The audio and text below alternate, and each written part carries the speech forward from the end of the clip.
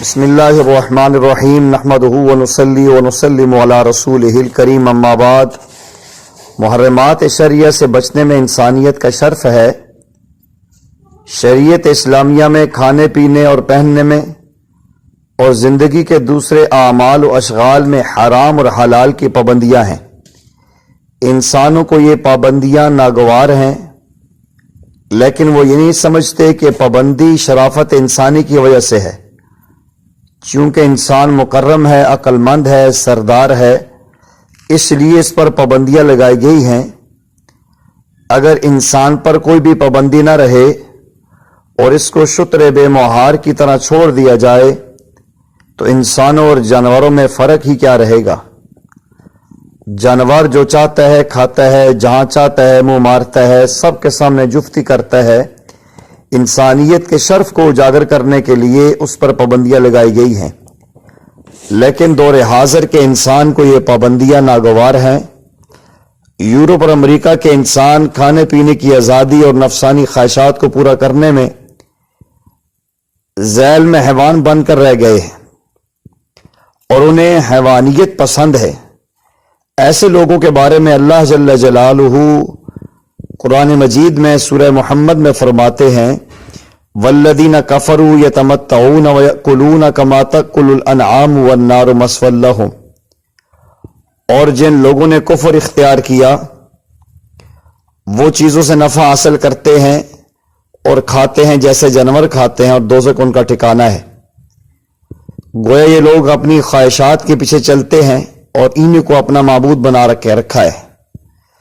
سورہ فرقان کے اندر اللہ فرماتے ہیں، ارائیت من اتخذ الہہ ہواہ افانت تکون علیہ وکیلا ام تحسب ان اکثرهم یسمعون ویعقلون انہم الا کالانعام بل هم اضل سبیلا۔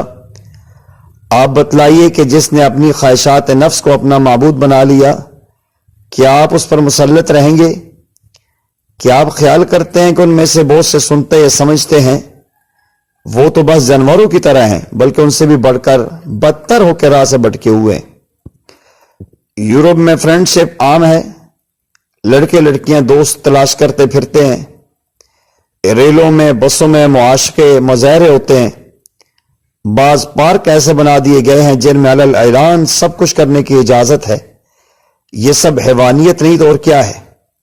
سچی بات یہی ہے کہ جن کے ہاتھ میں رسول کریم صلی اللہ علیہ وسلم کا دامن نہیں، ان میں نہ انسانیت ہے، نہ انسانیت کا شعور ہے، اور نہ وہ شرافت انسانی کو اپنانے کے خواہشمند ہیں۔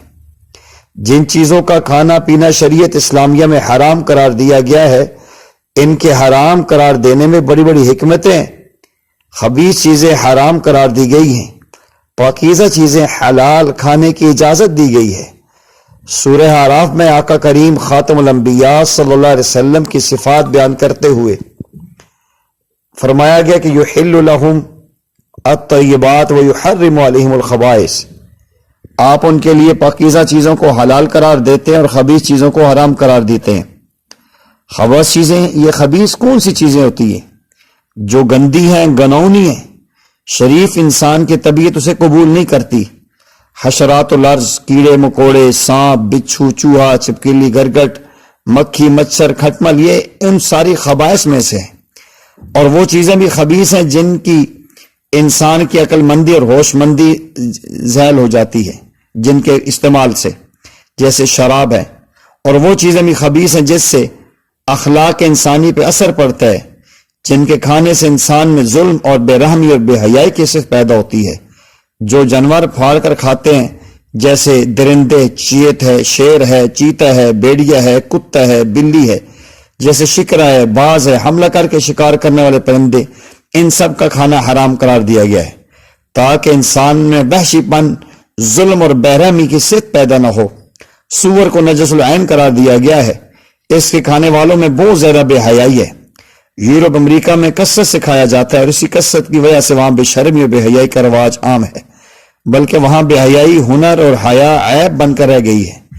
جو جانور اپنی موت مر جائے، جو غیر اللہ کے لیے ذبح کیا جائے، اس کا کھانا بھی حرام ہے اور خون کا پینا بھی حرام ہے۔ جن جانوروں کو شریعت کے اصولوں کے مطابق ذبح نہ کیا گیا ہو، اس کا کھانا بھی حرام ہے۔ جو لوگ شریعت اسلامیہ کے حرام فرمودہ کو کھاتے ہیں ان کے اعمال و اخلاق سب پرایا ہے۔ یہ لوگ انسانیت کے تقاضوں سے بہت دور ہیں، ظلم و ستم اور بے حیائی کے خوگر بنے ہوئے ہیں۔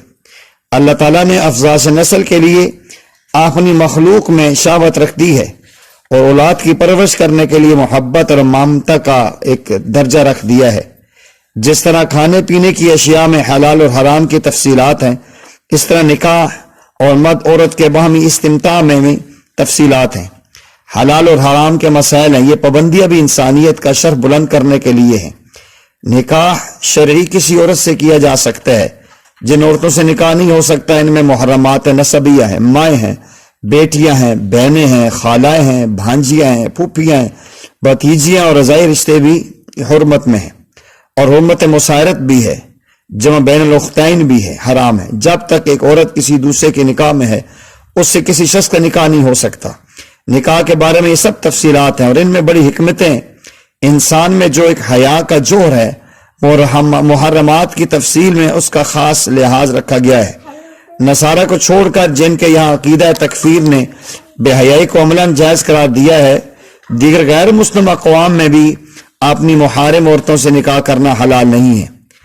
ہمارے ایک بزرگ سے ایک ہندو نوجوان نے کہا کہ آپ کے یہاں بکری حلال ہے، سور حرام ہے، ہمیں تو کوئی فرق کی وجہ معلوم نہیں ہوتی۔ انہوں نے فرمایا کہ بہن میں اس عورت میں کیا فرق ہے جسے بیاہ کر لاتے ہو؟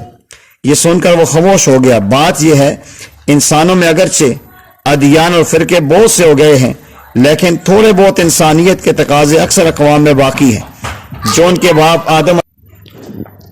بات یہ ہے کہ انسانوں میں اگرچہ ادیان اور فرقے بہت سے ہو گئے ہیں، لیکن تھوڑے بہت انسانیت کے تقاضے اکثر اقوام میں باقی ہیں جو ان کے باپ آدم علیہ السلام سے ملے ہیں۔ ان میں حیا بھی ہے۔